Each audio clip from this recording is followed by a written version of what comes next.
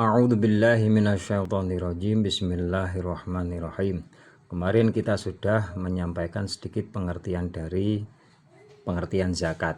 Nah, sedang kita sudah tahu bahwa zakat itu terbagi menjadi dua jenis, yakni zakat fitrah dan zakat mal atau zakat perbendaharaan. Nah, yang hari ini kita akan membacakan zakat mal, yaitu zakat perbendaharaan. Bismillahirrahmanirrahim. Tajibu zakatu fi khamsati asya'a wa hiya al-mawashi. Diwajibkan zakat di dalam 5 hal. Yang pertama adalah al-mawashi. Mawashi ini hewan ternak. Walau abaro bina'ami lakana aula li'annaha akhosu minal mawashi wal kalamuhuna fil akhosi. Seandainya Kiai Musonef menggunakan kata na'am, itu akan lebih utama cakupannya daripada dengan kata al-mawashi, dan perkataan di sini yang terkhusus adalah hewan ternak. Jenis kedua harta perbendaharaan yang harus kita zakati adalah wal asmanu. Al asman ini mata uang atau naqdun. Wa uridu biha adz-dzahabu wal fiddatu.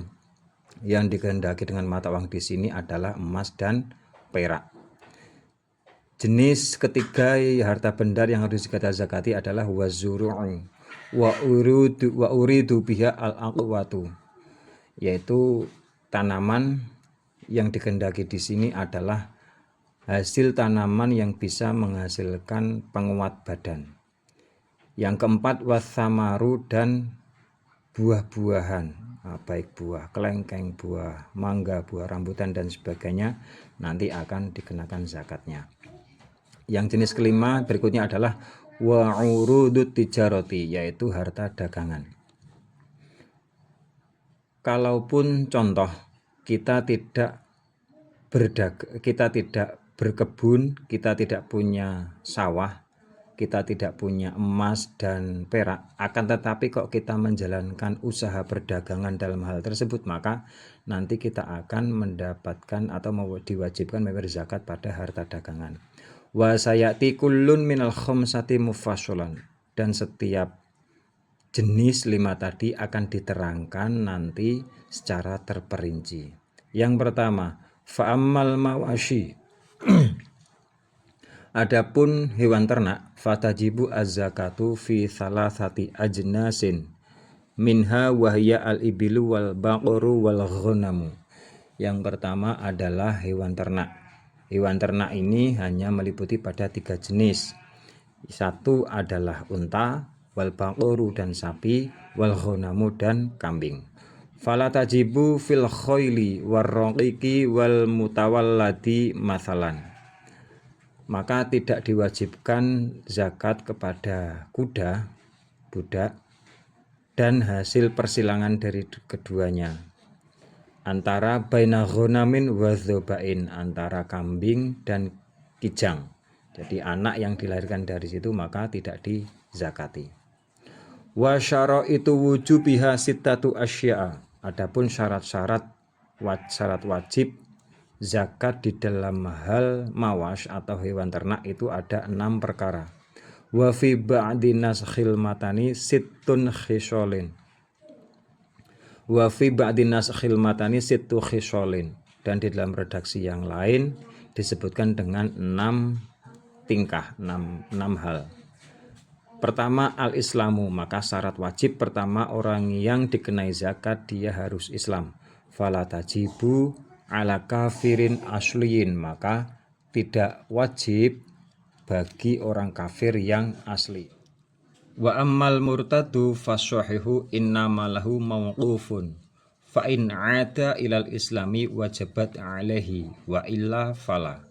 Adapun orang yang murtad, dia keluar dari Islam, maka pendapat yang sahih sesungguhnya harta dia itu mauquf. Mauquf itu berhenti atau tertangguhkan. Apabila dia kembali kepada Islam setelah murtad, maka wajabat alaihi, diwajibkan membayar zakat selama dia meninggalkan Islam atau murtad. Umpama dia murtad selama 1 tahun, maka selama 1 tahun itu harta itu tertanggungkan, masih punya kewajiban dia. Nanti kalau dia kembali kepada Islam, diberi hidayah sama Allah, maka dia membayar kodok yang 1 tahun tersebut yang ditinggalkan selama dia murtad. Wa illa fala, dan adapun ketika dia tidak kembali kepada Islam, maka tidak diwajibkan. Syarat yang berikutnya adalah wal hurriyatu. Wal hurriyatu ini sifat merdeka, ateges dia bukan budak. Fala zakata ala raqiqin wa ammal muba'adu fatajibu alaihi az-zakatu fima malakahu bi ba'dil hurri. Tidak diwajibkan bagi seorang budak. Nah, ini enggak perlu kita bahas. Syarat berikutnya adalah wal milkut tami, yaitu kepemilikan yang sempurna. Ai fal milku ad-dhaif la zakata fihi kal mushtari qabla qabdihi.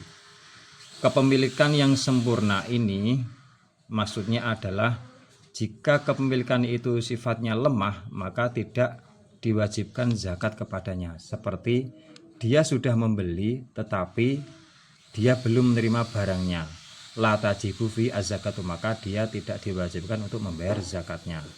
Kama yaqtadihi kalamul musannif tab'an lil qaulil qadim.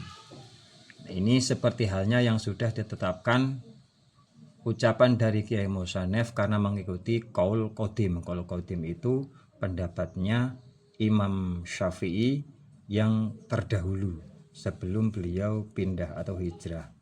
Lakin al-jadidu al-wujubu, akan tetapi qaul yang jadid, yang terbarukan, maka hukumnya tetap wajib. Baik barang itu sudah sampai atau belum, asalkan dia sudah membeli dan membayar, maka dia punya kewajiban membayar zakat.